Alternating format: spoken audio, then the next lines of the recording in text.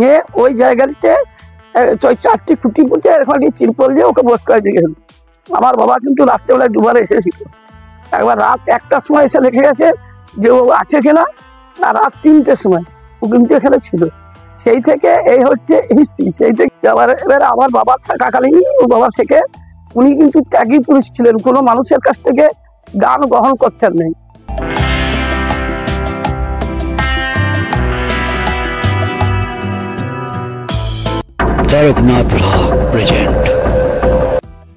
তো বন্ধুরা, আরেকটা নতুন ভিডিও নিয়ে আপনার সামনে আবার হাজির হয়ে যাবো। আজকে আমি এসেছি বাঁকুড়া জেলার অন্তর্গত বড়জোড়া। এই বড়জোড়াতে রয়েছে ভল্টু বাবার আশ্রম। এই ভল্টু বাবার আশ্রমে রয়েছে মা কালী, এখানে রয়েছে বিশাল এক অলৌকিক ঘটনা। বন্ধুরা চলুন তাহলে আমার ভিডিওটি শুরু করছি। আর যদি ভালো লাগে অবশ্যই আমার ভিডিওটিকে লাইক করবেন এবং চ্যানেলটিকে সাবস্ক্রাইব করতে ভুলবেন না। তো বন্ধুরা চলুন তাহলে আমার ভিডিওটি শুরু করছি, সঙ্গে থাকুন। দুর্গাপুর থেকে মাত্র 14 কিলোমিটার দূরে বাঁকুড়া জেলার বড়জোড়ায় জঙ্গলের মাঝে রয়েছে ভল্টু বাবার আশ্রম। এই অলৌকিক মাহাত্ম্য সম্পন্ন আশ্রমটির সম্পর্কে যে তথ্য আজ তুলে ধরবো, আশা করছি আপনাদের খুবই ভালো লাগবে।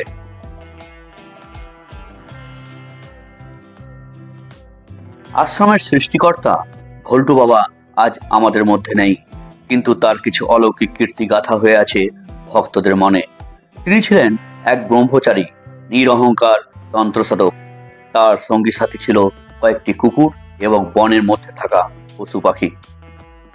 এই ভল্টু বাবা খুব কম বয়সে ব্রহ্মচারী হয়ে বাড়ি ও সংসারের মায়া ত্যাগ করে বেরিয়ে পড়েন সমাজের মানুষের মঙ্গল সাধনের জন্য। তিনি যা বলতেন তাই হতো, বলা যায় তিনি ছিলেন এক বাকসিদ্ধ পুরুষ। এই ভল্টু বাবা মাত্র 49 বছর বয়সে দেহ রাখেন। মন্দিরে প্রবেশ করে দেখতে পেলাম সামনে একটি বড় টিনের চালা, যেখানে সাধক ভল্টু বাবা থাকতেন। মন্দিরের ডান পাশে রয়েছে শিব মন্দির। মন্দিরে বাবা ভোলানাথের পাশে রয়েছে রাম, লক্ষ্মণ, সীতা এবং বজরংবলী। বাবা ভোলানাথের মন্দিরের পাশে রয়েছে ভল্টু বাবার মন্দির, যেখানে ভল্টু বাবার খুব সুন্দর একটি মূর্তি স্থাপন করা রয়েছে।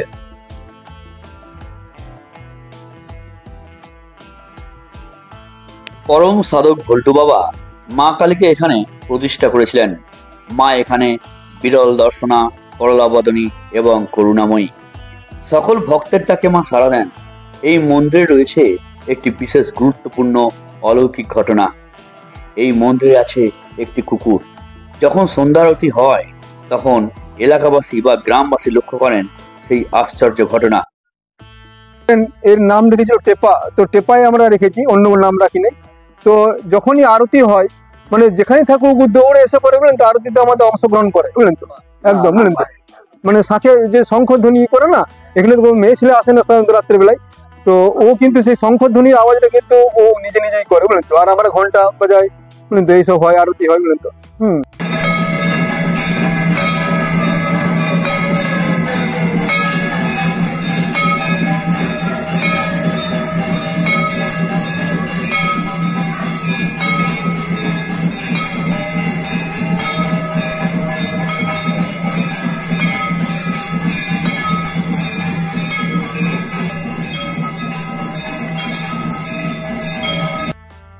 এই কালী মন্দির আশ্রমটি কিভাবে প্রতিষ্ঠা হলো তার পিছনে রয়েছে একটি ভয়ঙ্কর কাহিনী।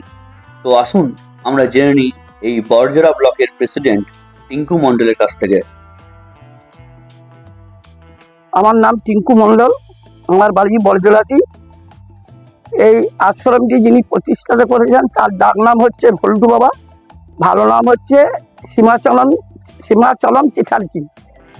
আমার বাবা আমাদের আরেকটা বড়জোড়ার বন্ধার বলে বনশ্রীপল্লী বলে একটা জায়গা আছে, সেখানে এক সাধু মা আর সাধু বাবা আছেন। তারা একটু আশ্রম করার জন্য জায়গা চেয়েছিল, তার দিকে প্রথম জায়গা দিই। সেখানে একটি আশ্রম হয়েছে রাজা মাধবের, ওইটাও একটা আশ্রম।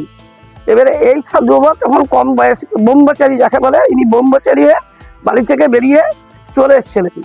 চলে আসার পর ওই সাধু মায়ের কাছে যেতেন। আর আমাদের জনপড়া বলে একটি পাড়া আছে, সেইখানে একটি মনসা মন্দিরের উনি পুজো করতেন। এ সাধু মাকে বারবার বলেছিল যে আপনি মণ্ডলবাবুকে বলুন যে আমাকেও একটু জায়গা দিতে। আমার বাবা খুব মানে সাহসী লোক। এইটা হচ্ছে একটা, এই যে সামনে দেখছেন বসে আছেন না বাবা ভৈরব, এইটা এখানে একটি বন্য গাছ ছিল, সেই বন্য গাছের তলায় মানে আজন্ম মানে আমাদের পূর্বপুরুষের থেকেও এইটা হচ্ছে দেবতার স্থান। এখানে সবাই ভয় করতে বলে বাবা ওকে বলেছিল যে আমি তোকে একটা জায়গা দেবো, সেই জায়গায় যদি তুই এক রাত থাকতে পারিস, তুই যতটা জায়গা দখল করবি আমি ততটা জায়গায় ছেড়ে দেবো। নিয়ে ওকে রাত্রেবেলায় বাবা রাত 10টার সময় এরকম একটি চিরপল আর 4টি খুঁটি আর 2টি রিবার নিয়ে ওকে নিয়ে এসেছিল। নিয়ে ওই জায়গাটিতে 4টি খুঁটি পুঁতে এরকম একটি চিরপল দিয়ে ওকে বস করে দিয়ে গেল। আমার বাবা কিন্তু রাত্রেবেলায় দুবার এসেছিল, একবার রাত 1টার সময় এসে দেখে গেছে যে ও আছে কিনা, আর রাত 3টের সময় ও কিন্তু এখানে ছিল। সেই থেকে এই হচ্ছে হিস্ট্রি, সেই থেকে উনি এই জায়গাটি বসে এবং ওই তিরপল খাঁচানো অবস্থাটি মাকে প্রতিষ্ঠিত করে। আমার বাবার নাম স্বর্গীয় সত্যেন্দ্রনাথ মন্ডলের যে ছবি আছে। তো তারপরে প্রতিষ্ঠিত করা আজ মিনিমাম 33 বছর হয়ে গেল। এবার আমার বাবা থাকাকালীনই ও বাবা থেকে উনি কিন্তু ত্যাগী পুরুষ ছিলেন, কোনো মানুষের কাছ থেকে গান গ্রহণ করতেন নাই, কিন্তু ওনার গুণ ছিল। গুণ বলতে এই ভল্টু বাবার নাম আপনি যেখানে যাবেন আশেপাশের আসলে তো চিনে, আমি সারা ভারতবর্ষের মানুষ ওকে এসে আমার যে তাকে ওকে এসে প্রণাম করতেন, মানে প্রণাম করতেন, এমন গুণী ছিলেন এবং বহু মানুষের কাজ করেছেন।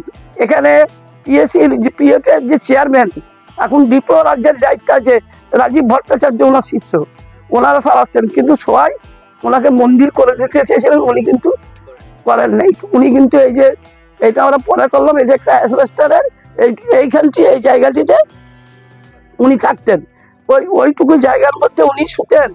ওনার একটি কুকুর পোষা ছিল, যে কুকুরটি সাথেও একসাথে খেতেন, তার নাম ছিল লচু। উনি দেহ রাখার পরই সেও দেহ রেখেছে। এইভাবে উনি ওই মন্দিরটি করে তারপর তাল পাচার করে পুজো করতো, তারপরে অ্যাসবেস্টার দিয়ে মন্দির ওইখানে পুজো অর্চনা করতো। কিন্তু আমার বাবা মারা গেল অনেক বছর হলো, 18 বছর পর, আমি তারপর থেকে আমি আসতাম। এই মন্দির আশ্রমে মা রক্ষাকালী বা সর্বমঙ্গলা জীবন্ত এবং জাগ্রত, চারিদিকে বন ও জঙ্গলে ঘেরা। মা এখানে একান্তে থাকতে ভালোবাসে, তার সঙ্গে রয়েছে মায়ের প্রচুর মাহাত্ম্য।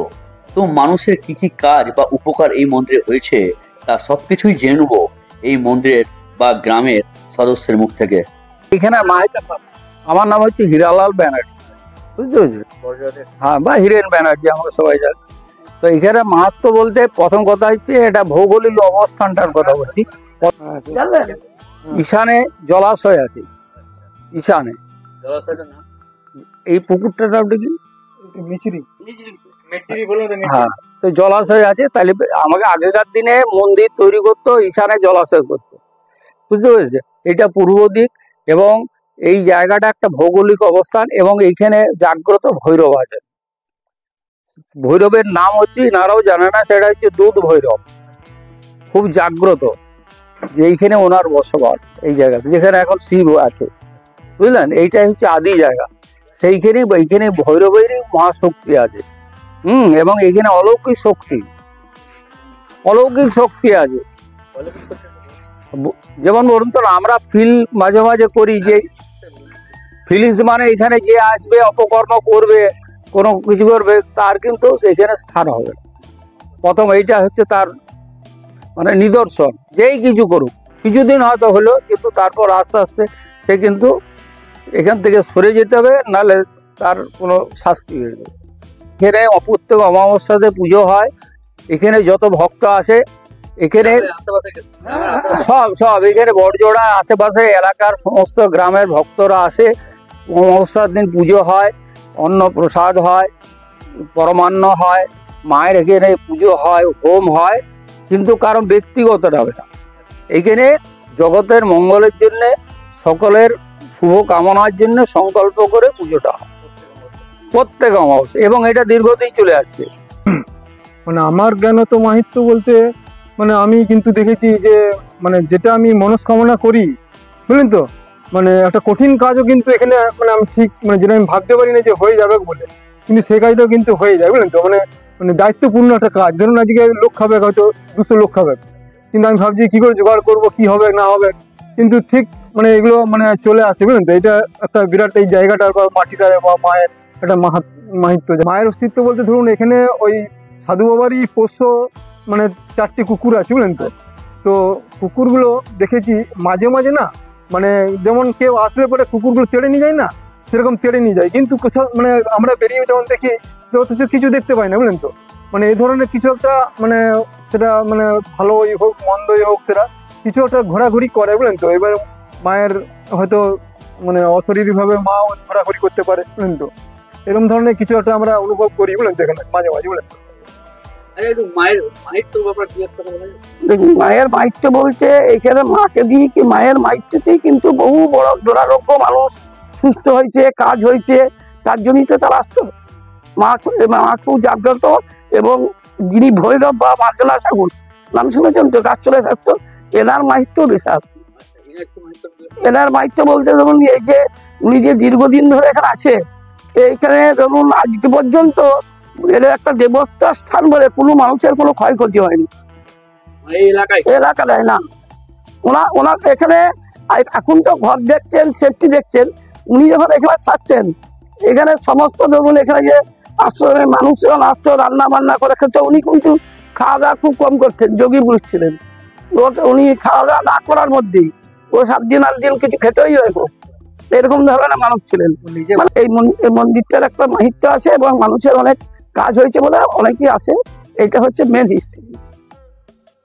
তো বন্ধুরা, আগেই বলেছিলাম মা সর্বমঙ্গলা বা মা কালীর কৃপায় ভল্টু বাবা ছিলেন একজন বাকসিদ্ধ পুরুষ। তিনি যা বলতেন তাই অক্ষরে অক্ষরে মিলে যেত। তো চলুন এই মন্দিরের সেক্রেটারি বাবুর মুখ থেকে শুনে নিই সেই সব অলৌকিক ঘটনা। বাবা যখন বেঁচে ছিলেন তখনকার কিছু ভক্ত এখন এসে পরে তারা বলে যে ভল্টু বাবা কিন্তু আমাকে বলেছিল যে তোমার মেয়ের বিয়ে হবে বর্ধমান জেলাতে অমুক মাসে, তো বর্ধমান জেলাতেই অমুক মাসেই তার বিয়ে হয়েছে, বৈশাখ মাসে তো বৈশাখ মাসেই তার বিয়ে হয়েছে। এরকম ধরনের কিছু মুখের কথা কিন্তু দারুণভাবে ওনার এই তাতে হ্যাঁ মিলে যেত। এই মাটিরই একটা গুণে হতে পারে, ওনারই মুখের একটা গুণে হতে পারে। এরকম কিছু অলৌকিক, যাকে বলেছে যে তোর চাকরি হবে, হয়তো তোর সামনে বছরে চাকরি হবে, সেরকমও কিন্তু ঘটনা কিন্তু ওর মানে এখন এসে তারা বলে যে ভল্টু বাবা আমাকে বলেছিল যে চাকরি হবে 1 বছর পর, বুঝলে তো, তাই হয়েছিল, বুঝলে তো। এই ধরনের কিছু অলৌকিক ঘটনা তারা এখন এসে আমাদেরকে বলে যে ভল্টু বাবা মারা গেছে। এই আশ্রমের সর্বমঙ্গলা মন্দিরটি খুবই সুন্দর, মায়ের রূপ দেখার মতো। মন্দিরের বারান্দার দেওয়ালে রয়েছে অসংখ্য দেবতার নানান কীর্তির শিল্পকলার নিদর্শন। মা কালীর ডান পাশে রয়েছে রাধাকৃষ্ণ মন্দির, বাম পাশে রয়েছেন জগন্নাথ দেব, এবং সঙ্গে আছেন বলরাম ও সুভদ্রা।